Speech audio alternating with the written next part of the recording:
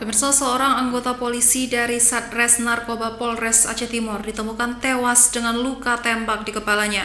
Saat ini tim Propam Polda Aceh masih melakukan penyelidikan. Sejumlah sampel di lokasi telah dikirim ke laboratorium forensik di Medan untuk mengetahui penyebab kematian. Kematian Bribtu Wendy masih menimbulkan tanda tanya publik.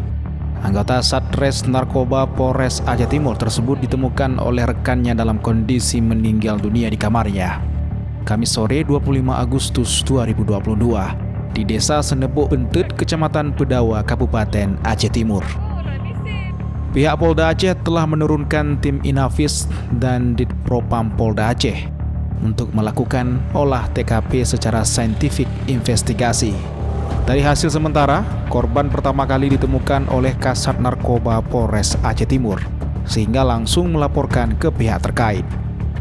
Usai olah TKP, korban langsung dilakukan uji forensik bagian luar di Rumah Sakit Umum Langsa dan mengalami luka di bagian kepala sebelah kanan tembus ke kiri, namun tidak ditemukan luka trauma atau memar pada bagian lainnya.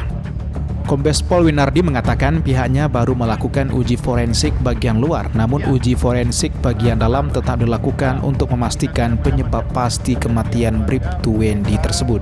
Terkait dengan ditemukannya anggota kita satu yang meninggal dunia di wilayah hukum Polres Aceh Timur, yang meninggal di Komplek Perumahan Afina di Desa Senebok, Kecamatan Pendawa, Kabupaten Aceh Timur. Yang bersangkutan ditemukan meninggal dengan luka tembakan.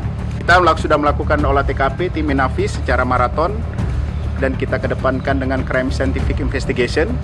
Jadi kita benar-benar meneliti, kemudian akhirnya tim Inafis pada tadi malam sampai pagi kita temukan dugaan ada serbuk atau pecahan di tangan korban, yang kemudian itu sudah diambil sampel yang nanti akan kita kirim ke lapor di Medan untuk menentukan apakah serpihan atau serbuk tadi merupakan hasil jelaga tembakan.